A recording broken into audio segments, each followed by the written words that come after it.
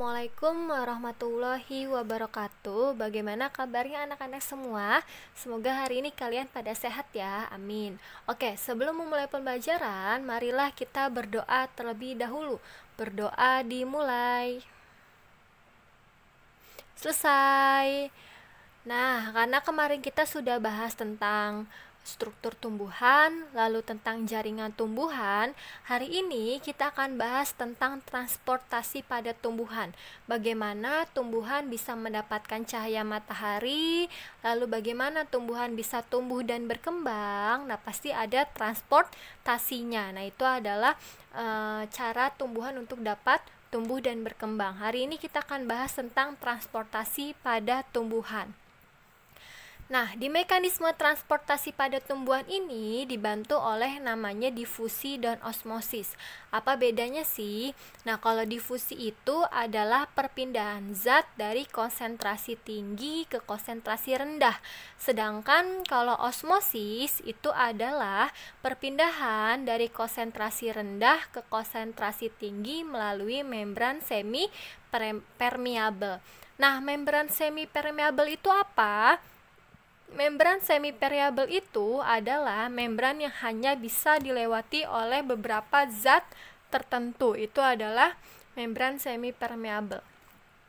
Kemudian proses pengangkutan air dan garam mineral itu melalui dua tahap, yaitu ada yang namanya transportasi ekstravaskular, sedangkan transportasi intravaskular. Apa sih bedanya? Kita bahas dulu yang transportasi ekstravaskular ya.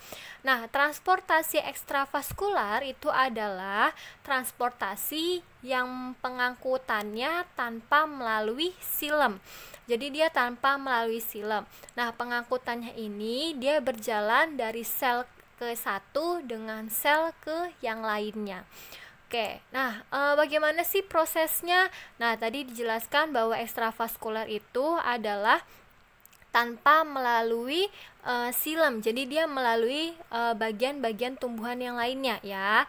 Nah, di bagian ekstravaskuler ini dia itu dalam perjalanannya menuju silinder pusat, air itu akan bergerak secara bebas di antara ruang-ruang antar sel. Nah, pengangkutan air dan mineralnya itu dari dalam tanah keluar berkas pembuluh itu dilakukan oleh dua mekanisme, yaitu ada mekanisme namanya apoplas dan ada namanya simplas.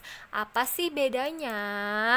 Nah, kalau yang namanya apoplas itu adalah air itu akan masuk lewat di antara dinding sel dan plasma membran.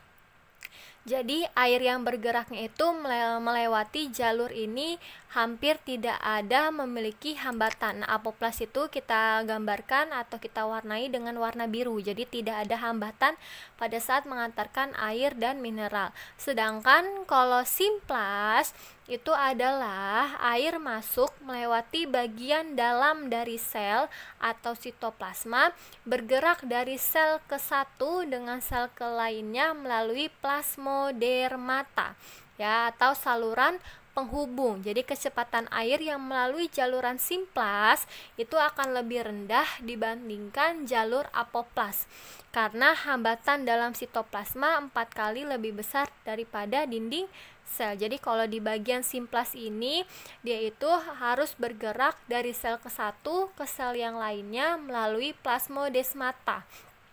Nah, sehingga kecepatan airnya itu kalau di simplas itu akan lebih rendah. Nah, ini adalah kalau simplas kita warnai dengan warna orange ya. Oke, apa sih bedanya pengangkutan di apoplas dan simplas? Kita bahas ya.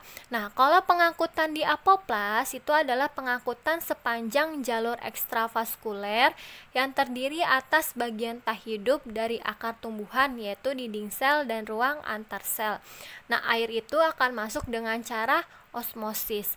Nanti aliran air secara apoplas tidak dapat mencapai silem karena terhalang oleh lapisan endodermis. Kenapa airnya berhenti mengalir? Jadi air itu tidak mengalir karena bagian endodermisnya itu bersifat impermeable yang memiliki penebalan dinding sel dari suberin dan lignin. Namun ada bagian yang khusus, yaitu adalah namanya celah Kaspari yang bisa dilalui oleh air. Dengan demikian, pengangkutan air secara apoplas pada bagian korteks dan sel stele itu menjadi terpisah. Sedangkan kalau pengangkutan melalui simplas, nanti dalam pengangkutan ini itu di dalam simplas itu setelah masuk ke dalam sel epidermis dari bulu akar, air dan garam mineral itu yang terlarut bergerak masuk ke dalam sel, ya.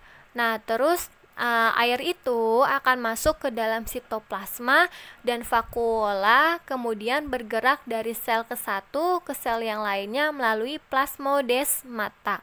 Nah, sistem pengangkutan ini menyebabkan air itu dapat mencapai bagian silem yang ada di bagian silinder pusat. Nah, adapun lintasan aliran air pada pengangkutan simplas jika diurutkan dari luar ke dalam adalah dari sel epidermis atau akar rambut, lalu akan menuju ke korteks, lalu akan menuju endodermis, lalu akan menuju perisikel, dan akan menuju ke silem. Ya, jadi dari sini itu dari air dan garam mineral siap diangkut ke atas menuju batang dan daun secara intravaskuler. Nah, itu bedanya ya. Jadi kesimpulannya kalau melalui apoplas itu dia melalui osmosis ya, melalui osmosis. Nah, dia itu akan terhalang oleh yang namanya pita Kaspari atau Kaspari ya. Nah, nanti si air itu akan masuk ke Kaspari, lalu akan bisa air itu akan diangkut. Sedangkan kalau simplas itu dia prosesnya harus melewati epidermis, lalu melewati korteks, endodermis, dan perisikel, lalu bisa ke silem. Nah, itu adalah bedanya. Oke, selanjutnya adalah transportasi intravaskuler. Nah, transportasi intravaskuler itu adalah pengangkutan yang terjadi di dalam silem setelah air dan garam mineral diangkut secara ekstravaskuler hingga mencapai silem, barulah terjadi pengangkutan intravaskuler. Jadi intravaskuler ini adalah lanjutan dari si simplas yang akan masuk ke silem, nanti dari silem ini akan masuk ke dalam intravaskuler. Tuh. Nah, faktor yang mempengaruhi transportasi pada tumbuhan itu yang pertama adalah tekanan akar, lalu ada daya kapilaritas batang, ada kohesi dan adesi, lalu ada daya hisap daun. Apa sih bedanya antara tekanan akar, daya kapilaritas batang, dan daya isap daun? Oke, kalau dilihat dari gambar pohon ini, nah ini adalah menjelaskan bahwa ketiga faktor itu mempengaruhi untuk pertumbuhan dari suatu tumbuhan. Jadi yang di bagian akar ini adalah namanya proses tekanan akar. Sedangkan bagian yang ada di bagian batang itu adalah menjelaskan proses dari kapilaritas batang. Sedangkan bagian yang ada di daun itu menjelaskan tentang daya isap daun. Kita bahas dulu yang tekanan akar. Jadi pada saat di bagian akar itu tekanan akar prosesnya. Jadi dalam proses ini penyerapan airnya itu berlangsung, cairan pada sel rambutnya itu akan berkurang kekentalannya. Hal ini menyebabkan sel pada bagian dalam untuk menyerap air pada rambut akar. Cara inilah yang dipakai untuk memindahkan air dari sel yang satu ke sel yang lainnya, akhirnya tiba di pembuluh kayu. Nah, itu adalah proses dari tekanan akar. Sedangkan kalau di kapilaritas batang itu dia dibantu oleh silem. Jadi di silem itu merupakan pembuluh kapiler pada tumbuhan dengan prinsip kapilaritas. Nah, air itu dapat naik di dalam pembuluh. Nah, hal ini bisa terjadi karena adanya adesi. Nah, adesi itu ada yang tidak sejenis yang terjadi antara molekul air dengan dinding tumbuhan, itu ada di bagian batang, kapilaritas batang ya.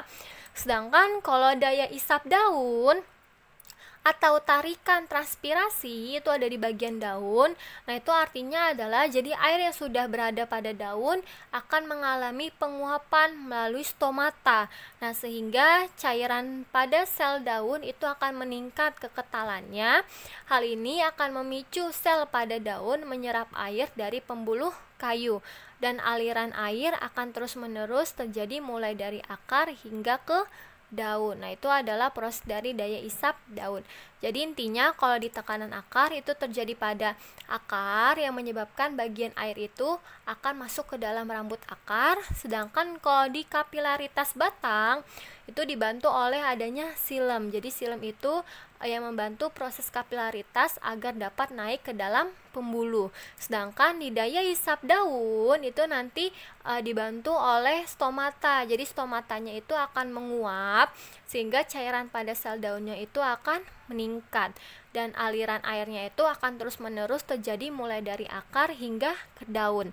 Nah, itu adalah proses dari transportasi pada tumbuhan. Your friends all say